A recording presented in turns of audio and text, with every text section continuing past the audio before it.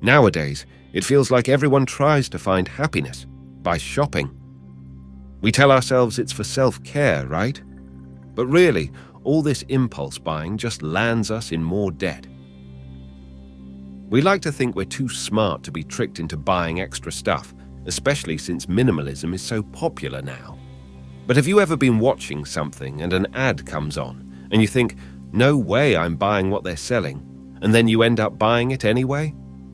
It's funny how that works. Those ads must be doing something right, or they wouldn't keep using them. There's definitely some clever strategy behind all this. You'd be amazed at how detailed marketing strategies can be. We all know the simple tricks, like how stores put everyday items far away, so we walk past everything else first. That's why milk is always at the back, making us pass by other things we might end up buying. And then there are those buy one, get one free deals that seem great, but actually make us spend more for a small discount. Ads everywhere, from billboards to screens, also play a big part in marketing. But what's really interesting is how much marketers study our minds. They're figuring out our habits and preferences even before we do. That's the whole idea behind neuromarketing. It's interesting how we humans understand things in a relative way, not in absolutes. Our perception is shaped by what's already around us. Take a simple example. When someone lights up their phone screen in a bright room, you hardly notice the change. But do the same in a dark movie theater, and it's blindingly bright. The light change is the same, but our perception is totally different. The same goes for sound. A glass breaking might be lost in the noise of a busy street, but in a quiet room, it's startlingly loud. This concept, known as Veras Law, is a big deal in astronomy and music theory because both fields revolve around how we perceive things. Now, this idea is being applied in a new way to how we perceive prices. This basically means that how we react to a price change depends on what the original price was. Companies know this and cleverly nudge up the prices little by little, staying just under what we'd notice. It's not just about the price itself, but also about how much spare cash people have. That's why some products can keep selling well in America, even as their prices go up. But the same strategy might not work in other places, like China. The way we see prices is all about context, and it's more complex than it seems at first glance. Sure, it's clear how much money we have and the original price of something matter when we're deciding to buy. But here's a twist. Our minds can be influenced by numbers that seem totally unrelated. There were studies where people were asked how much they'd pay for an item, but first they were asked to think about the last digits of their social security number. Interestingly, those with higher numbers were willing to pay more for the item. This has nothing to do with the item's actual value. It's a psychological trick called anchoring. Roger Dooley talks about this in his book, Brainfluence. He suggests it's why fast food places have those big number counters. They're not just for order numbers. They subtly get us ready to spend more. And a typical anchoring trick, saying things like, normally, this would cost you way more, but not here. Sometimes anchoring is really obvious. Take the iPhone's launch in 2007. It was priced over $499, pretty steep for something new on the market.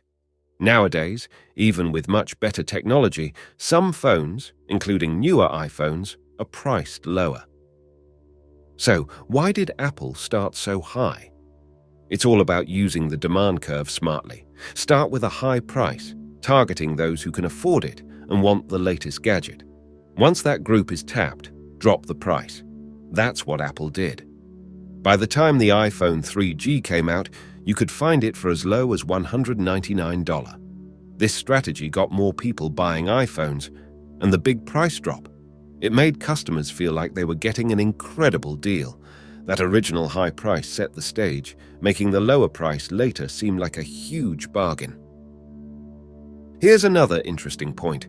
Have you noticed how Apple often sets prices just under a round number, like $499 instead of $500 or $999 instead of a full $1,000.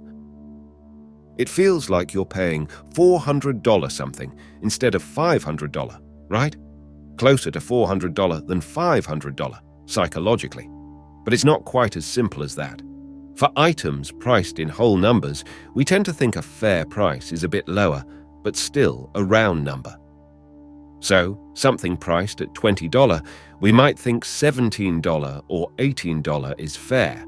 But if it's $19.95, our brain might see $19.50 or $19.30 as fair. Even though $19.95 is actually closer to $20, people feel better paying just slightly less than that. There was this University of Florida study where they asked people to estimate the price of items at an auction. The prices were $4,988, $5,000, and $5,012, all pretty close. But the group estimating the $5,000 item actually thought it was worth the least.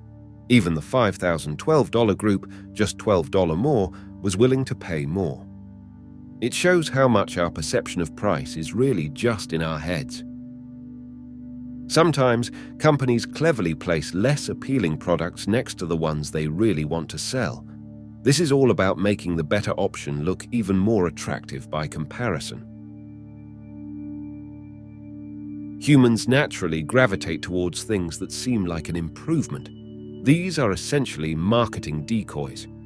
Dan Ariely, in his book Predictably Irrational, talks about an experiment that perfectly illustrates this. Participants were given two sets of offers. Offer A had a $59 internet-only subscription or a combined internet and print subscription for $125. Offer B also had the $59 internet-only option, but it added a $125 print-only subscription alongside the $125 combined subscription. Now, in Offer B, picking the print-only subscription didn't make much sense when you could get both for the same price. And guess what? Offer B, with its decoy option, brought in almost 45% more revenue than Offer A. The presence of the less attractive option made the other choices seem much better. It turns out, companies don't just compete with others. They use decoys to create internal competition, boosting their sales.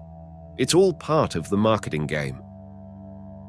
Companies also use subtler tactics on a regular basis. One trick is to increase the font size of the products they want to sell more of. It's a small change, but it makes a difference.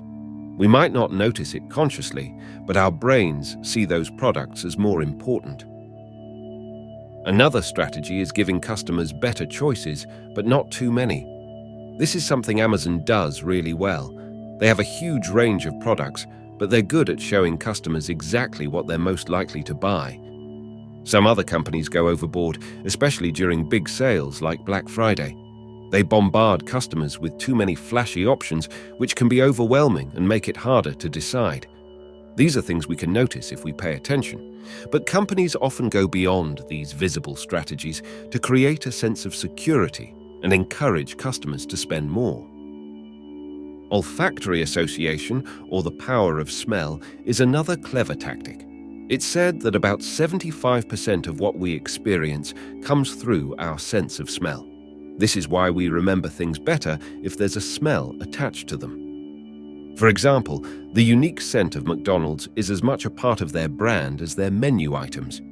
They aim to create a sense of nostalgia, hoping that people who visited as kids will return with their own children. The scent is so crucial to McDonald's that they reportedly even add it to their cleaning liquids to reinforce this memorable experience in their stores.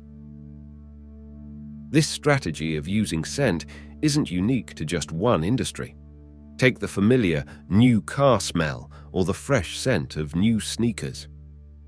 These aromas are key parts of creating a brand's identity, often on a subconscious level.